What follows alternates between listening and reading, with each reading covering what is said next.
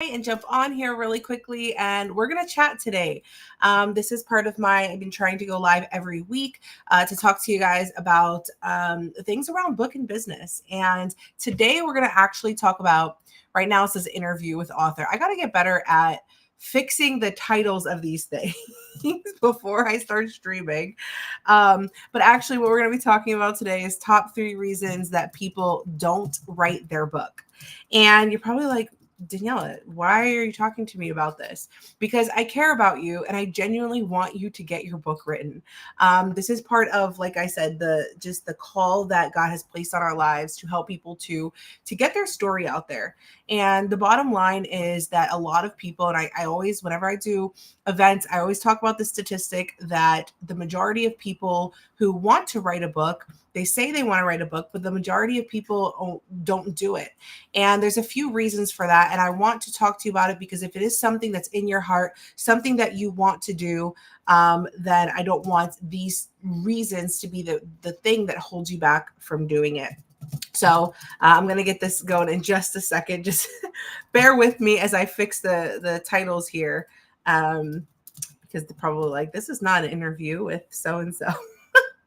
I gotta work on that. But we're going to talk about this today. So I will tell you first and foremost that when I wrote my first book, I fell into a lot of these. Quite honestly, I really did. I fell into a lot of these. And I'm grateful that at the time I didn't have a coach personally, so I like to be that coach, be the coach for people that I work with that I didn't have, okay, to get through this. But quite frankly, there are 3 things that we really need to look at, and the number one is perfection. Okay. If you are like me and you are a recovering perfectionist, then most likely you are probably struggling to get your book out there. I know that was the case for me. It's been very hard, to move past that. And I'm going to talk a little bit about what that looks like and how that can manifest in our book writing in a little bit. But I have a picture behind me that some of you are like, why is that your background? And it's because we have a book that's launching soon, and we are actually taking signups for pre-sale, so you can scan the QR code somewhere over here. And you're going to hear from 12 people who did not allow perfection, did not allow fear of failure, fear of the future, to hold them back, right? And didn't lack faith in what God wanted them to do. Those are my 3 reasons. We're going to get into it. But all these people that are behind me, you see all these lovely, beautiful people, they're going to be part of this collab book. So if you sign up to be notified when the pre-sale takes place, you'll get a free ticket to an event that we have coming up in June, which is going to be super impactful and talk about all things around creating wealth, whether it's physical, financial, emotional, spiritual, and it's going to be a really great connecting networking event. So it looks like I have some people. Hi, some people are saying hi there. If I can see if you guys are typing, so if you want to say hi to me or you have comments, I can see them here, so I can see what you're saying. All right, so let's talk about this for a moment. The thing of the day that we need to hold on to is this: it does not have to be perfect, but it must be complete. Someone can just write that in the chat for me. Write it down in your notes somewhere.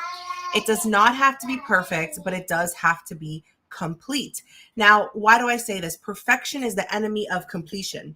Now, a lot of times we look at the Bible, we'll say, like, let's say Matthew 5:48, and some people have a wrong understanding of this. Some people will look at Matthew 5:48 and say, well, it says, be perfect as my Father in heaven is perfect. Yes, it does say that. But the word perfection here in the Greek Strong's is 5046. I'm probably going to pronounce this incorrectly. Teleos. Not really brushed up on my pronunciation of Greek. However, you can look it up. And basically, it means to be complete. It means to be in a place of wholeness, a place of completion, right? And why is that important? Because the perfectionist in me read that as saying, well, I have to be perfect, right? God is perfect. I have to be perfect in the sanctification process. No, you're in a process. The same thing for anything that you do. When you're writing a book, when you're launching a business, you have to be okay with not being okay. You have to be okay with being right where you are. However, you don't use that as an excuse to stay where you are. Now, somebody who's dealing with this, right, knowing somebody who's dealing with perfectionism is going to resist completion. You're going to end up in this loop of constantly going backwards, constantly going back, constantly going back until it's void or without any form of error. In our lives, we are never going to be perfect, right? In our lives, we are never going to have something that's perfect. So my first book, Faith Crushed in the Classroom, I almost didn't get it out there because each time I read it, I wasn't happy with it. Every single time I read it, I don't like it. I want to change. I want this. I want that. And then I had to literally just say, you know what? I had to just push it to the publisher and say, just do it. Whatever it is right now, just do it. And avoid my mini anxiety attack that I was having at the moment, because I'm like, oh my gosh, it's not. But we go through these things, right? And it's part of that process of developing and growing and learning. And even in my own life, this is something that God is dealing with me about, right? Like, hey, you're not going to be perfect. You're not going to make everyone happy. These are the things that are going to happen, and you have to be okay with that. But I'm going to tell you, it is one of the number one things that will hold you back from writing your book, and it is a fact. Okay. Now, let me say one thing, is again, perfection resists completion. Now, if you are constantly looking at the flaws, constantly looking at the errors, you're not going to see the progression, right? We always say progression over perfection. We want progression over perfection. Yes, and someone says God is perfecting us 100%, but what does that mean? That means God is bringing us to a place of wholeness, a place of maturity, a place of growth, a place of completeness, right? And so again, does that mean that we're going to be without error? No, right? The word says we're going to err. We all err in some way. And so again, being okay with that, right? But also allowing the work to be done. That's the key thing. I have baby yelling at me. Also allowing the work to be done. Okay, it's not going to be perfect. This live is not going to be perfect. My daughter's going to scream at me, although she's eating lunch and watching TV. She's not happy, right? She's going to want what she wants. It's okay. You can hear her screaming. I can go grab her. Totally fine. We're okay with not being perfect in this house, and that's how it has to be. Perfectionists fear criticism. Okay, if there's a fear of putting your work out there, a fear of how others are going to receive you, a fear of judgment, it might be that you're dealing with some kind of perfectionism. It can hold you back from progressing. It's about the fear of failure. Okay, there is such a fear of making mistake. There's a fear of failing, and so you never start in the first place. Now, a lot of people, I meet with a lot of people who have, very good hearts. That there's things that they want to do. There's things that God has placed in them, but they hold themselves back. And sometimes it'll become God is the excuse for that, right? But you can't be holding yourself back because you don't think everything is just right in the moment. The moment isn't going to always be perfect. The circumstance, the situation is not going to always be perfect, but it shouldn't hold you back from telling your story. It shouldn't hold you back from doing what God has already ordained for you to do. And I tell people this all the time. Doesn't necessarily mean you have to do it with us. Just you sitting down and starting to write. Right? It has nothing to do with sales, has nothing to do with the program. I'm just speaking from a place solely of you have to be okay with that. And you have to know God already called me to it. I don't need every box in my life to check off for me to get started. And so sometimes if we're dealing with perfectionism, it's always looking for things having to be just right at just the right moment when my finances are just the right way. Everything has to be just right. And that is rooted in a fear. Okay. Sometimes God asks us to step out and do things in faith, which is the opposite of fear. Okay. Faith is the opposite of fear. Faith asks you to step out and do things that might not feel comfortable. Right? Because yes, there may be an unknown attached to that. And again, these people back here, right? They're not afraid of that. They took those steps. They said, hey, I don't know what this collab book's going to look like, but hey, here it is over here. I'm always don't know which way I'm pointing. Here it is over here, right? God belongs in business. I don't know. I don't see the full picture, but you know what? I know that I'm called to it. So if you know that you're called to it, you got to make the steps to do it, guys. Give me one quick second.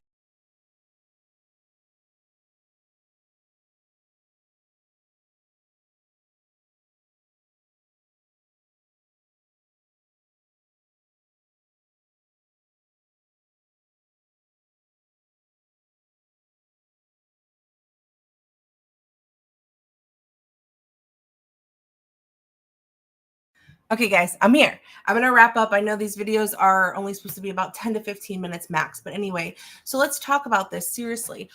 This is one of the things that's going to hold you back. If you're afraid of criticism, if you're afraid of how people will receive you or what they're going to think about your writing or think about you, it's going to keep you held back and you will never get your book done. Telling you, you have to be okay with taking a risk. You have to be okay with excellence over perfection. Now, how do you know the difference? Okay. Excellence involves an urge for success. I have an urge to be successful. I want to do things well, right? Excellence involves performing well, giving an effort, doing your best work. But also, excellence places the bar right above where you're at. It doesn't place the bar so high that it's unattainable. So when you can't reach it and you fall, you feel like a failure. That's perfection. We want to have vision. We want to know where we're going. We want to have goals. But if your goal is so high in that moment that you can't do anything to obtain it, and anywhere that you fall within that range of where you think you should be feels like a failure, then you're in perfectionism and you're not in excellence, right? God calls us to excellence. We want to do things well, but we also have to be in a place of being okay, right? Our value shouldn't be derived from our successes and our failures. All right. Are you okay if your book gets a negative review? It's going to happen, right? Not everyone's going to love you. Not everyone's going to love, the work you're producing. It's just life, right? There's going to be naysayers. That Jesus had naysayers. Jesus had a lot of people who didn't like what he was saying. It's going to happen. You have to be okay with it. Are you okay with it? And for some of you, you might be saying no, and that could be what's holding you back, right? So when you think about that, think about being just above where you currently are and taking the gradual steps to get to that place of what success looks like for you. So one of them, number one, is perfection. Under that, with perfection, is fear of the future, right? Being afraid of not knowing what's going to come next, being afraid of failing, being afraid of offending someone with your story. I hear that a lot. I'm afraid, like, what if I say it in the wrong way? You need to tell your story. It's your story. God gave you a testimony. We are commanded in the word to testify of the things that he has done. Okay. I know that the major players in Hollywood, they don't care. They don't care what your opinion is. They don't care what you think. They're going to produce stories and they're going to put them out there regardless of what other people think. And so sometimes we need to get a little bit of that backbone and that grit to say, you know what? This is my story. It is what it is. This is what happened, right? And not be afraid of what everyone else around me is going to feel or think. Now, I'm not saying, you go in your writing and you put people down. No, that's not what we're saying here. There's ways to do it with tact. There's ways to do it with class. And, that's why having a book coach helps. But it shouldn't be a thing that stops you, right? One of the number one things that I hear from people, okay, is because some of these fears, they're afraid to take the next step. God already told them to do it, but they're afraid to step forward. They're afraid to put pen to paper. They're afraid to begin the process because they don't know what's going to happen in the future. And there's a fear of a negative consequence. So if you already know God called you to do it, are we in faith, right? Because even little acts of disobedience are still disobedience. So are we acting in faith, believing that he called us to it? Because what that tells me is, okay, I'm not going to take the step of faith. I'm not going to move forward. I'm not going to do what I know I've been called to do because I'm afraid of what might happen. But if you have faith in God and you trust in God, then you know that his plans for you are good, right? And there's no reason to be afraid. And we know fear is lying to us, okay? So keeping all these things in mind, I want to ask you, what is holding you back? What is holding you back from progressing? So those are the top 3 reasons, perfection being number 1, fear of the future and failure being number 2, and number 3, not walking in faith. Those are the 3 things that are going to hold you back from not telling your story. And I'm going to tell you something. Once you write the first one and you, because it takes some will, right? It's not just God, please do it. God, please do it. Yes, we have that. We rely on God, but it also takes an act of will. Faith involves action and it involves the will, right? I will to do this. I want to do this. I'm going to take the step to do it. So it's not just only God, God, God. It's God plus what you are willing to do. And if you're not willing, God's not going to force you, right? So keeping those things in mind, pushing and breaking past the clause of perfection, okay, not being afraid of the future or of the outcome or of failing. And what if nobody reads it? Guess what? Someone's going to read it and someone's going to be impacted by it. And the longer you wait, the less lives you're impacting because you're holding your story to yourself. You're literally keeping it inside of you, and there's somebody out there who's praying for it, but your disobedience is causing them to remain in a place of delay. And yes, it is true. God will use somebody else's story if you're not going to take the step forward. However, God wants to use your story. He gave you that story, right? He gave it to you. He walked you through something, and he's called you to this, but he won't force you to do something you don't want to do. So you got to break past those fears. You got to break past those things, because the story that you have is not the story that another person has. Your story is unique. It's needed, and it's needed today, right? Some of you needed to write your story 10 years ago, and thank God we have a God who redeems time.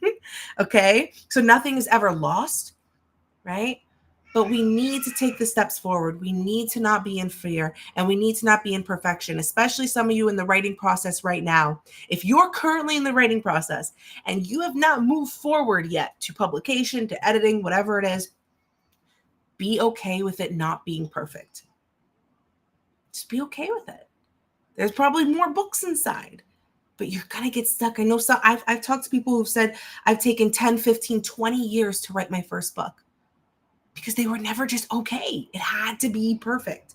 And all those 10, 15, 20 years, that's 20 years worth of people not receiving the message that God has placed within you.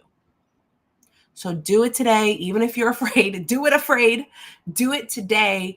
Stop delaying your own progress and allow yourself to function in a spirit of excellence, right? And not in the bonds of perfectionism. You got this. You're going to tell your story. If you want to know more information, how we can help you, there is a link that you can sign up for a free session, and we can chat and we can see how we can be of help to you to get your story out there.